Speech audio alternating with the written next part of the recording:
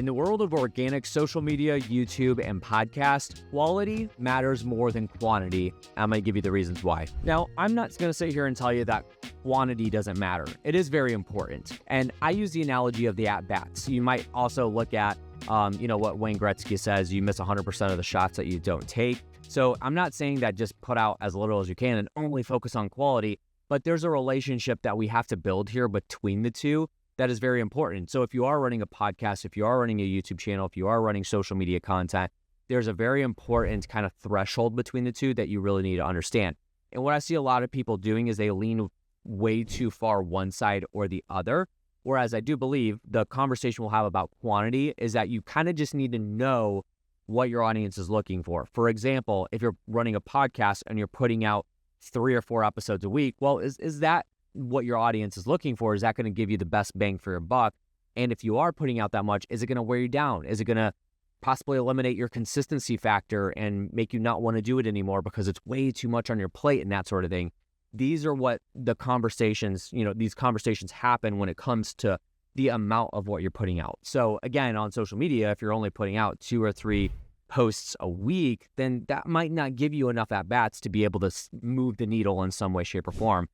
But I'm also not telling you to put out 10 pieces of content a day on social media. Whereas you have guys like Gary Vee and people like that that'll tell you to put out like that much content, which I think that there is truth to it. However, I'm looking at it from a standpoint of like you specifically trying to market for business to come to work with you in some way, shape, or form, whether you have a product or a service. I want to make sure you get the proper amount of leads and not quit down the road because maybe it is starting to work, but you got burned out because you were putting out way too much and not focusing on the quality.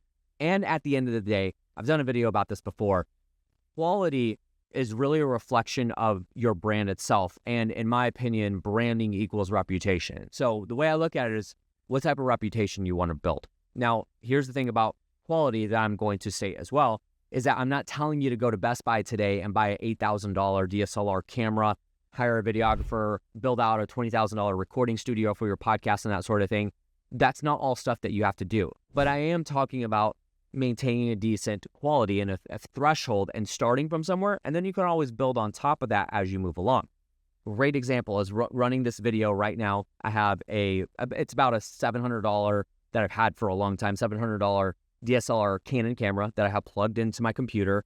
And then I have my podcast microphone, a little $15 ring light that I got from Amazon, and it looks great. And this is just my background of my office, and it looks really good. And if you see my other videos, they're simple setups as well. But I'm able to maintain a good quality product to put out for you so you can watch it and enjoy it. And then you're not watching, cruddy webcam Zoom videos and stuff like that. And I'm very adamant about making sure I'm putting out good stuff to maintain my reputation and make sure that I'm feeding my audience good quality content. And of course, another conversation about quality is like what you're actually putting into the content, like what type of context, what stories and that sort of thing. Are you actually delivering value? That's quality in the conversation as well. It's not just the appearances, the aesthetics, the sounds and stuff like that. It is also what you're actually putting into it. Are you selling all the time? Do you not really give much information? Do you hold back a lot? To me, I believe like I'm going to teach you everything that I possibly can about what I do, the insides and the outs. And if you can take it and implement it, then amazing. If you can't and you need more help, then that's when you're going to come work with me. So for me, I'm putting out as much quality content as possible based on the premise of value. And the beautiful thing about quality nowadays is that with the technology that we have, the simplicity of maintaining high quality video content and audio content is easier than it ever has been before. You can literally whip out your phone, get a nice little, like if you have a laptop, whip out your phone, you can record your video content on your phone and, hook it right there. You can get a nice little tripod that'll hold your phone. You can get a wireless microphone from Amazon for $30 to $50 that'll plug in, and then you got good audio. There's really good, easy ways to maintain quality video. And I actually did a video on how to record quality video content on your phone. So go check that out if you haven't already. But the reality is that we can start from there. And if that works, then cool. If not, then we move up and buy a camera or maybe have somebody else come video us at that point. But we got to understand where we're starting from. The thing we have to understand too is just because you put out an amazing video that you think looks phenomenal, maybe you had it professionally recorded and produced, looks like a cinematic piece of just wonder, just because you put that out doesn't mean it's going to do successfully. And to prove you on this is, remember a few years ago, maybe 4 or 5 years ago, 6 years ago maybe, there was this thing called TikTok that really took off and kind of shifted the landscape of the way that video content's created. Well, TikTok brought into the fold a new type of video where it's literally just from your phone and people are pointing and doing this, and then there's bubbles of words coming up on the screen and that sort of thing. Whereas, a filmmaker might look at that like, that's a really crappy video. That's really bad editing and that sort of thing. But that's what grabbed the attention of the viewer, and that's what worked. So we have to understand that that's what works.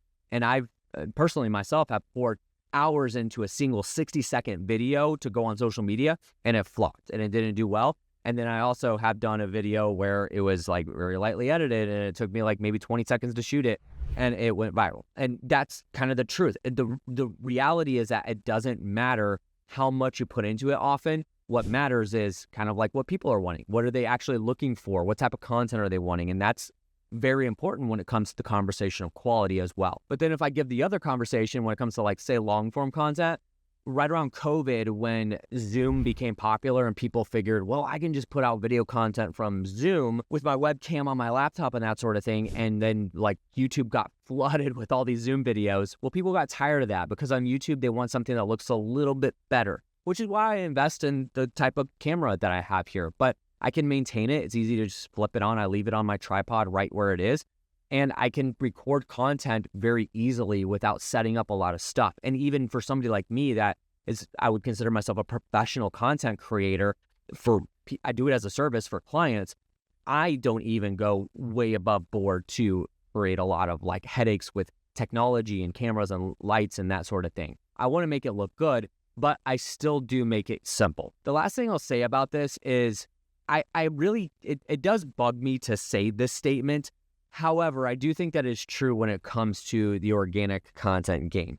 And that is, done is better than perfect. And the only reason I say this, because the attitude I have is I wouldn't say I'm a perfectionist. I do like things as close to perfection as possible, but I'm okay with like getting it out there if it works. But the reason why that statement is true within the organic content space, whether you're running a podcast, YouTube, social media, is because things change all the freaking time. And it's going to be almost impossible for you to keep up with it, especially if you're running a business and you're not a full-time content creator and it's not your job to maintain that keeping up with, what the platforms are putting out and updating and the new features and stuff like that. Even somebody like me as a professional service, sometimes it is hard to keep up with those trends. So when it comes down to it, getting it out there and getting it done to where it's like, this is good enough to put out is much better than being a perfectionist. I come across people all the time that they literally will not start a podcast because it's not perfect. I don't have a perfect name for it. I don't have the perfect branding for it.